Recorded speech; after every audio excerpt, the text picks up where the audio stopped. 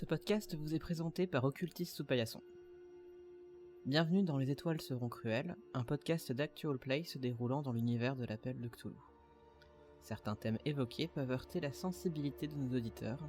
N'hésitez pas à consulter la liste des trigger warnings dans la description. Nos 5 investigateurs poursuivent leur enquête au sein du pensionnat des Manieuses, sous l'œil inquisiteur de sa directrice, Madame Clermont. Le bâtiment a été victime d'une infestation d'insectes, et les pensionnaires ont tous été témoins de phénomènes paranormaux. Une femme, que leur imagination imprégnée de traditions catholiques associe à la Vierge Marie, hante leurs rêves et laisse de mystérieux messages sur les murs. Ils font ensuite la rencontre de Lucie, une des jeunes filles présentes, qui a dessiné cette femme avec beaucoup d'exactitude. Cette demoiselle au caractère bien trempé pourra peut-être leur apporter des réponses.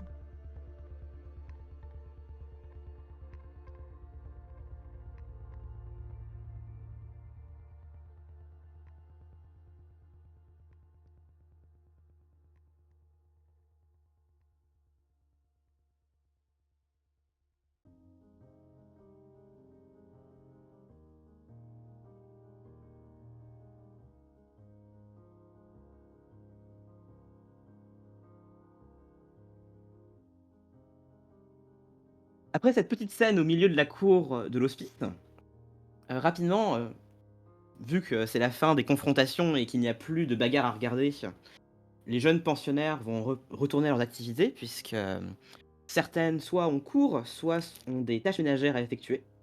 Et rapidement, d'ailleurs, Madame Clermont les envoie un peu paître, hein, genre retournez au travail, restez pas là.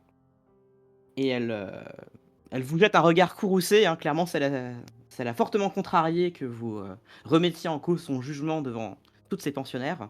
Mais elle ne va pas plus que ça chercher à discuter de ça avec vous, quoi.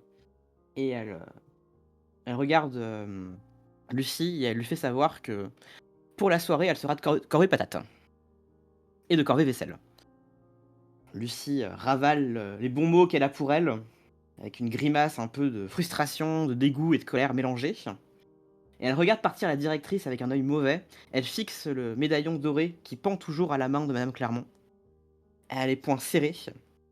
Et elle va quand même se tourner vers vous et siffler entre ses dents merci. C'est très agressif comme merci, mais vous voyez bien que c'est pas après vous qu'elle en a. C'est juste... elle est encore sous le coup de la colère, elle est encore sous le coup de la tension qu'elle a éprouvée.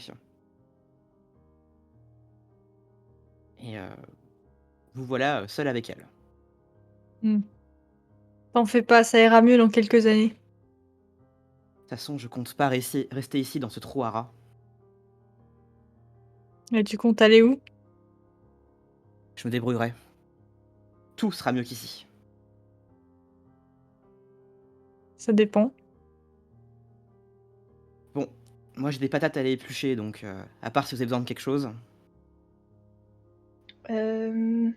Oui. Abel te file le dessin. Est-ce que tu pourrais nous parler un peu de ce que tu as vu? Et lui montre le dessin. Oui, elle le regarde. Elle fait un geste pour le reprendre. Tu la laisses faire? Pas pour l'instant. Ok. Bon, voyant que tu ne lui rends pas, elle laisse retomber sa main. Elle claque un peu des lèvres. Ça a l'air de pas trop lui plaire de devoir aborder ce sujet, mais elle vous fait signe de la suivre en fait. Elle dit bah écoutez, ça me fera de l'occupation pendant que j'épluche des patates. Et elle vous emmène avec elle dans la cuisine pour discuter avec vous. Vous y allez tous? Moi, j'y vais. Oui. Moi aussi. Abel est beaucoup trop curieux. Camille? Camille aussi. Ok. D'ailleurs, elle jette un coup d'œil à ton chien, Camille, et elle dit il doit rester des vieux restes qu'on lui donnera si tu veux. Ah bah oui. Puis en plus, Ouais, Pipa elle est hyper gourmande, donc bon. Pipa a entendu le mot reste. Elle sait ce que ça veut dire. Vous entrez dans la cuisine. Il y a quelques autres personnes qui sont déjà en train de faire la vaisselle, de commencer à préparer à manger.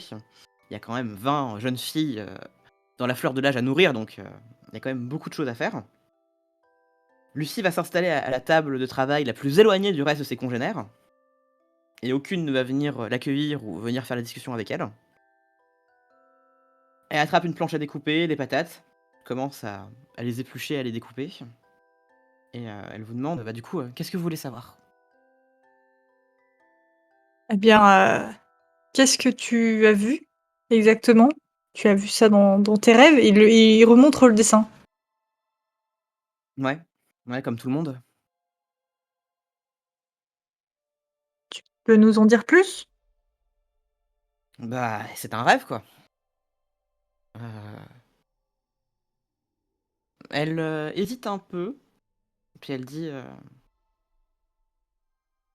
«Madame Clermont aime pas trop qu'on en parle, mais bon, je suppose que vous êtes là pour ça?» Exactement.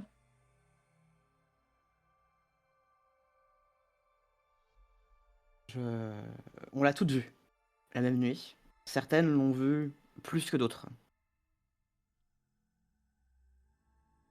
Moi, elle était au pied de mon lit.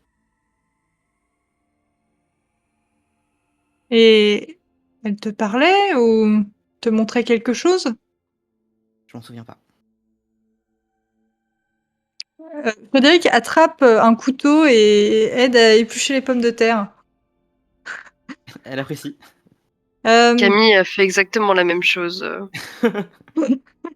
Sa corvée patate va être expédiée en un quart d'heure, tu sais? Hem Et tu as ressenti quelque chose de particulier? Tu avais peur? Tu avais froid? Tu étais heureuse? Qu'est-ce que tu as ressenti? Elle a l'air un peu mal à l'aise. Faut pas être un fin psychologue pour le remarquer. Heu, mais elle va quand même répondre et elle te dit, «Non, j'avais pas peur. Au contraire. Je sais que les autres filles, elles ont toutes eu la frousse, il y en a même qui en pleuraient tellement elles ont eu peur, mais pas moi. Moi, j'avais pas l'impression qu'elle soit mauvaise. Elle avait l'air,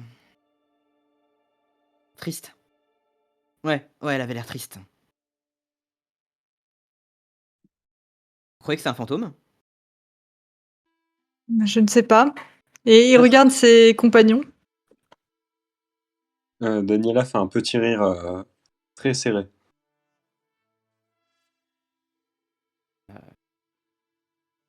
Lucie hausse ses épaules, elle dit, «C'est pas un fantôme, je vois pas vraiment ce que ça pourrait être d'autre.» Et tu crois qu'elle voulait quelque chose? J'avais l'impression Oui, j'ai l'impression qu'elle essaye. C'est bizarre, je peux pas l'expliquer, j'ai l'impression qu'elle essayait de dire quelque chose. De de parler, mais il faisait trop sombre, je voyais même pas son visage. Mais j'avais le sentiment qu'elle essayait de communiquer.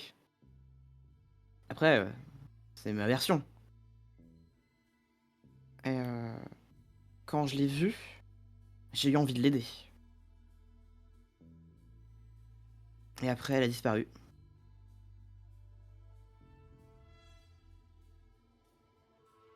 Ouais, Mmh. c'est comme si elle était jamais loin. Pas trop la journée. La journée, ça va, on est tranquille. Mais le soir, dans les coins d'ombre, on a l'impression de pouvoir la voir, se déplacer. Alors, quand elle raconte ça, vous remarquez tous qu'il y a 2 jeunes filles un peu plus jeunes qu'elle, qui sont en train de nettoyer des casseroles et qui laissent traîner leurs oreilles, hein, pendant qu'elle parle. Et du coup, quand elle dit ça, elles se regardent, elles ont l'air un peu effrayées et Lucie qui l'a remarqué, a un petit sourire en un coin, puis elle continue, elle dit, «Peut-être, qu'elle cherche quelqu'un à manger?» Puis elle se tourne vers les 2 gamines, qui font comme si elles écoutaient pas, tu vois? Mais elles ont un peu les chocottes. Mmh. Attends, mais tu veux dire encore maintenant? Pas là, tout de suite, maintenant. Non, mais Pas cette semaine, par exemple? mmh, oui, oui. Mais l'infestation d'insectes est déjà passée. Oui, oui, on n'a pas eu de nouvelles. Mais je vous dis, je peux pas l'expliquer. J'ai juste l'impression qu'il y a toujours quelque chose. Est-ce que tu as vu les graffitis sur les murs avant qu'ils soient effacés? Vous allez tous me faire un jet de psychologie, s'il vous plaît. Ah, c'est elle. Car cet enfant a 80. dessiné sur les murs.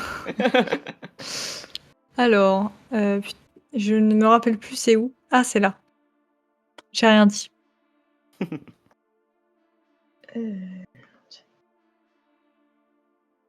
Pouh! Si ça ne vous dérange pas, je vais daber un petit peu, hein. Ah non, Oh, Daniela va faire mieux que moi. Moi, j'ai raté. Hein. Moi, c'est loupé.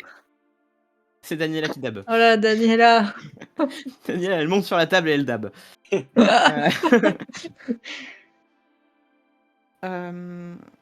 Alors, Daniela et Abel, vous allez remarquer tout de suite que la question a l'air de perturber Lucie. Oui. Elle a pas spécialement l'air coupable. Mais cette question a l'air de... Les autres, elle était un peu saoulée en fait, parce qu'elle avait envie de parler d'autre chose, quoi. Ça... Et puis même, elle se donne une attitude très je m'en foutiste. Mais là, pour le coup, la question a l'air de vraiment la troubler. Et quand elle va répondre que non, elle les a pas vus, vous savez tous les deux que c'est un mensonge.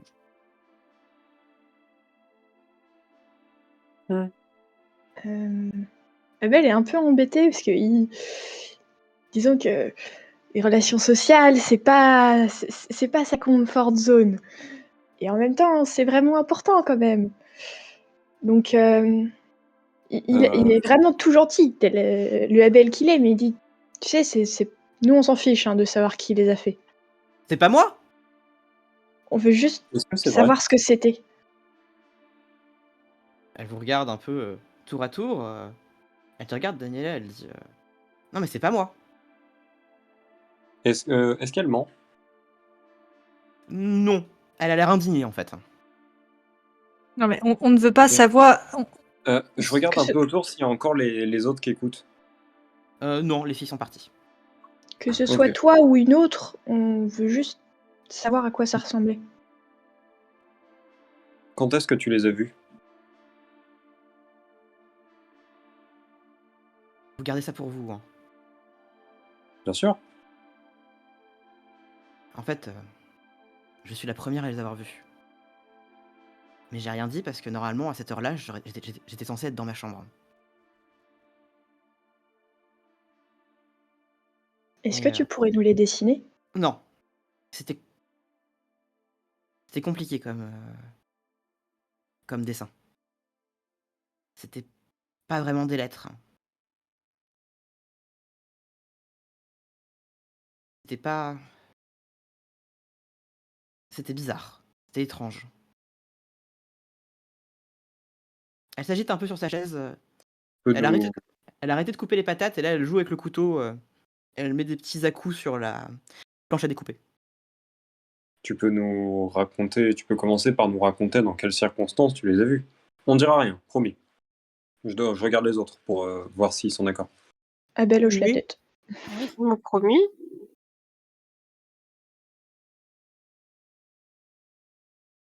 J'aime bien, le soir, être toute seule dehors, aller me balader. Je fais rien de mal. Mais je sais très bien que si Madame Clermont me voyait, elle penserait automatiquement, aussitôt que je veux voler quelque chose ou vandaliser l'établissement. C'est juste que c'est le seul moment où je peux vraiment être toute seule et du coup j'étais dehors et c'est là que je l'ai vue. Elle, la femme. Quand j'ai voulu la suivre, elle avait disparu. Mais il y avait ces symboles sur les murs. Et Donc tu l'as vu de tes yeux. Hors d'un rêve. j'étais fatiguée et peut-être que je me suis trompée. Ou peut-être que quelqu'un rentre dans l'établissement la nuit. Peut-être que c'était pas un rêve que vous avez eu, mais tout simplement que vous êtes un peu tous réveillés et que les circonstances avec les insectes et tout ça a fait que vous avez pu penser que c'était un rêve. Peut-être. C'est possible, je sais pas. Vous savez, je sais pas grand-chose, moi, hein. Eh bien, tu en sais déjà beaucoup plus que toutes les autres, ça, c'est sûr. Donc merci. Merci de ta franchise. Tant Oui, que vous dites rien, madame Clermont. et puis il n'y a aucun mal, il n'y a absolument aucun mal à vouloir un peu de liberté de temps en temps. Je te fais un sourire, Daniela. Ne t'en fais pas, nous ne dirons rien à Madame Clermont qui pourrait te porter préjudice. Il y avait autre chose.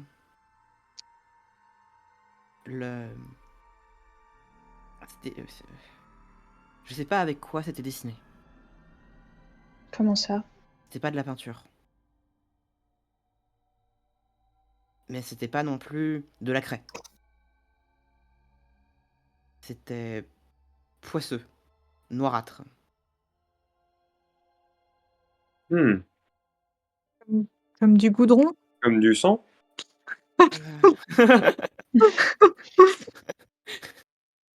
Alors, elle te regarde un peu bizarrement, hein, Lucie, Daniela. Elle te dit, Frédéric, oui, c'était un peu comme du goudron. Mais j'ai déjà vu du goudron, c'était pas ça. Peut-être du sang d'insecte. Fallu- Les gens avec des croyances ont tendance à beaucoup aimer mettre du sang un peu partout. Ça ressemblait pas à du sang. Je sais pas. Après, c'est vous les experts, hein, moi je... Alors, Je ne sais pas. personnellement, je n'ai jamais dessiné avec du sang, non. Elle te regarde vraiment bizarrement. Abel aussi, il te regarde bizarrement. Ouais, Frédéric, il est là, genre, Lucie, est-ce que tu crois que tu pourrais nous montrer l'endroit exact où où est-ce que ça a été écrit? Oui, bien sûr. De toute façon, j'ai fini d'éplucher les patates, donc je vous emmène, hein.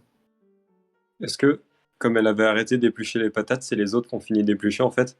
Probablement. Alors Abel n'y a pas touché. Hein. t'inquiète pas, Abel. Il s'est trouvé une chaise et puis il était bien. Ah Hein. oui. Abel, il commence à éplucher les patates, il se coupe une main. Il va apprendre à dessiner avec du sang.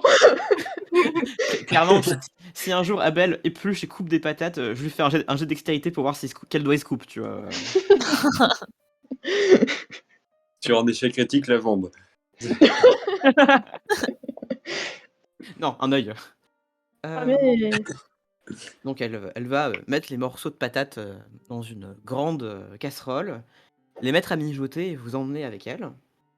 Donc elle vous ramène dans la cour de l'établissement, qui est vide, forcément, puisque les autres sont repartis faire leurs activités quotidiennes. Et elle vous indique un pan de mur et elle vous dit voilà, c'est là.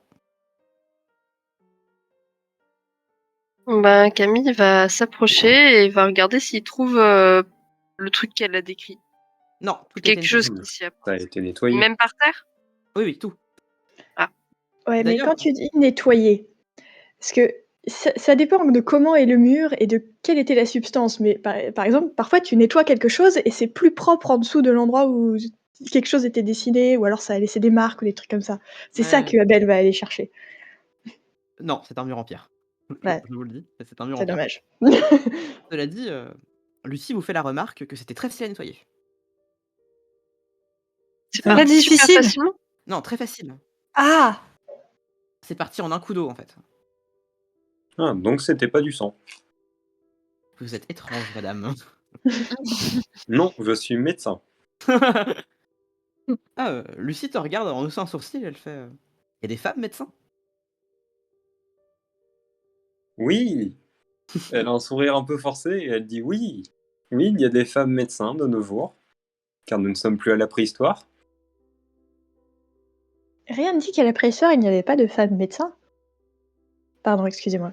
Il y avait Ça, même c'est Abel sûrement qui a moins dit de ça. Hein. médecins que- Lucie vous regarde super bizarrement, hein. Bref. Si, Il est 17h30 passé maintenant, hein, avec toutes vos aventures. Si vous regarde, elle vous dit il y a autre chose? Je pense qu'on peut te laisser aller vaquer à tes occupations. Bon, si vous avez besoin de quelque chose, n'hésitez pas. Et avant de faire le mur,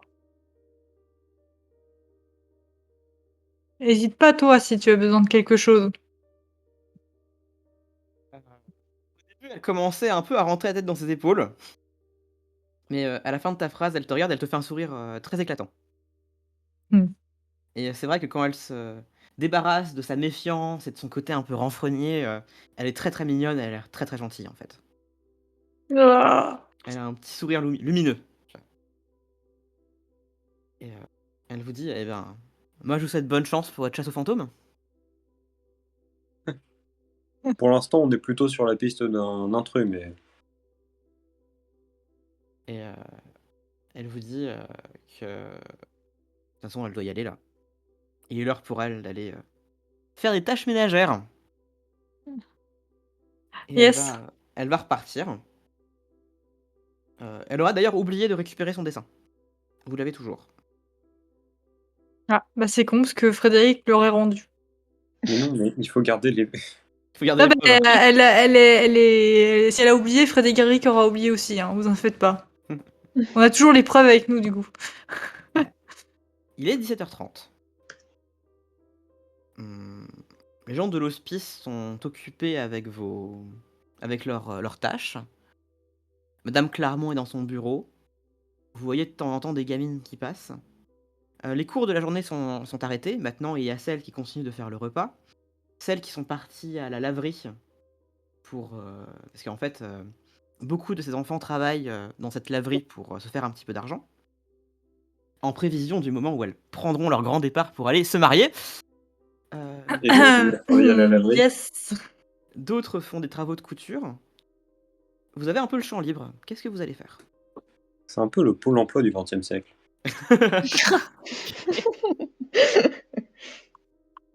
Pourquoi Pôle emploi, Daniela? Non, ça c'est hors, c'est hors contexte, ça. Qu'est-ce que vous faites? Eh ben, on va peut-être Non. commencer à Ouais. réfléchir à notre plan d'action.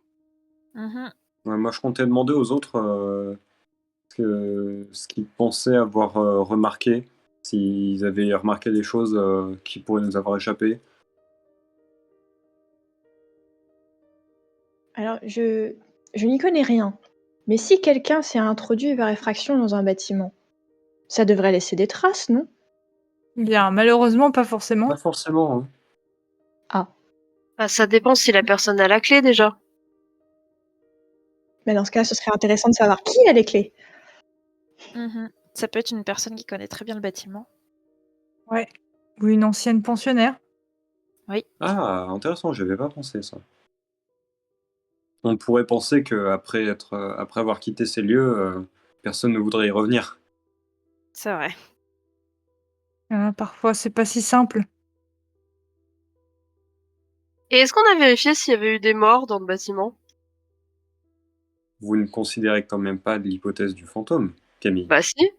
Eh bien, en fait, pour écarter toute hypothèse, on va dire paranormale, il faut les étudier.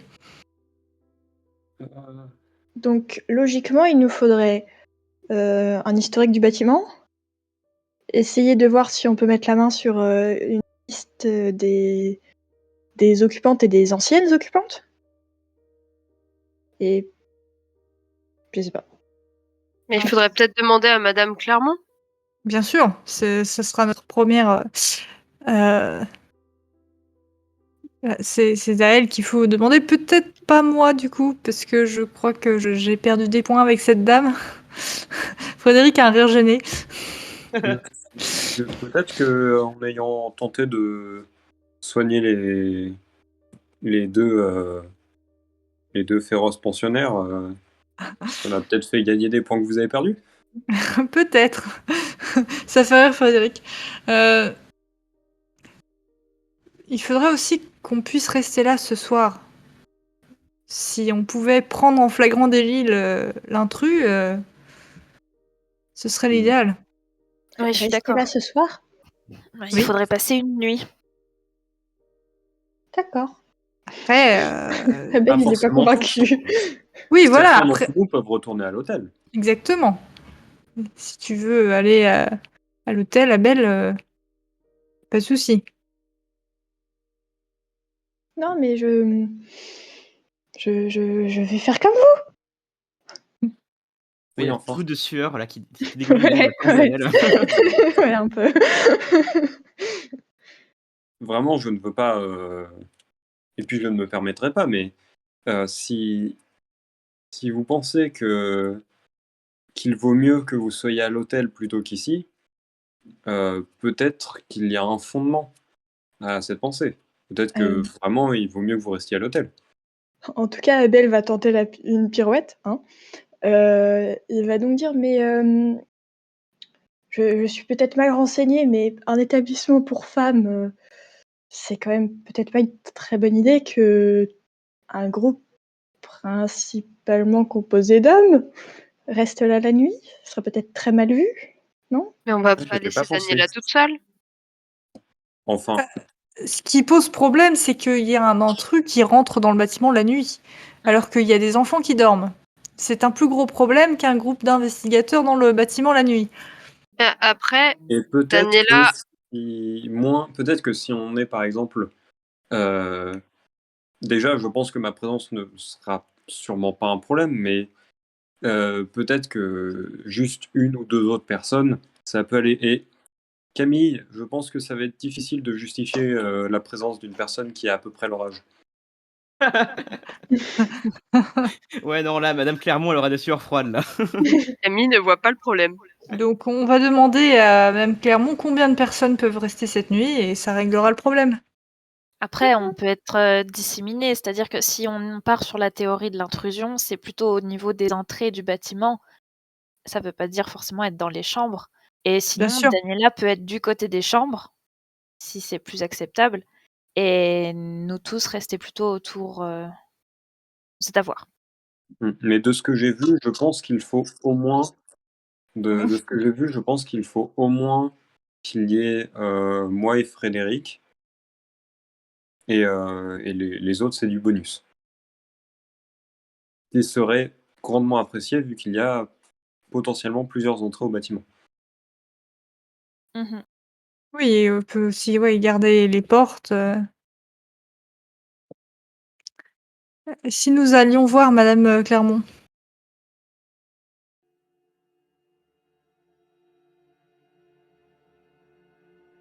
Merci pour votre écoute, chers auditeurs. Si vous avez aimé cet épisode, n'hésitez pas à partager notre contenu et à laisser un commentaire. C'est très important pour la pérennité de notre travail et l'évolution du podcast. En attendant notre retour, vous pouvez nous suivre sur vos réseaux sociaux habituels. Et n'oubliez pas, n'est pas mort ce qui a jamais d'or, et au cours des siècles peut mourir même la mort.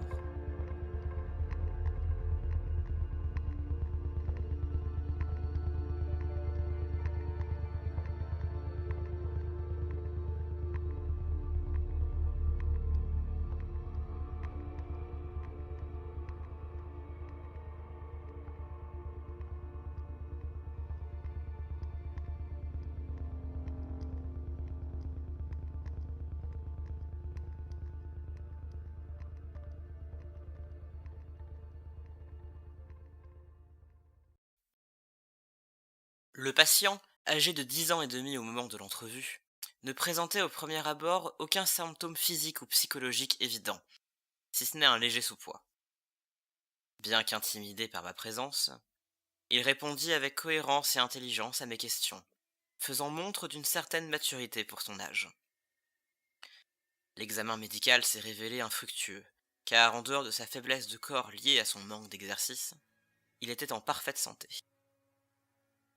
Ce n'est qu'à la fin de notre entrevue qu'une crise s'est déclarée, alors qu'il s'apprêtait à partir avec ses parents.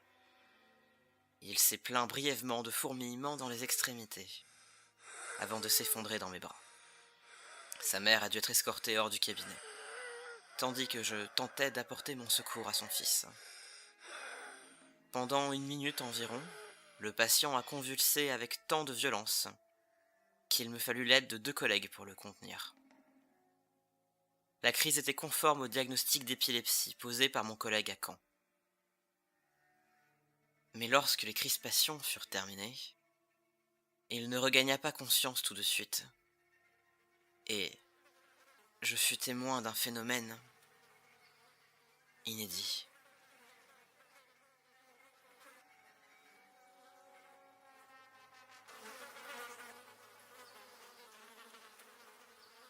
Il me parla, et... Ah, ce qu'il me dit, je ne saurais l'écrire ici. À vrai dire, je suis incapable de me souvenir du moindre mot qu'il me dit ce jour-là. Et pourtant, 2 semaines plus tard, je ne cesse d'en entendre les échos au creux de mon esprit.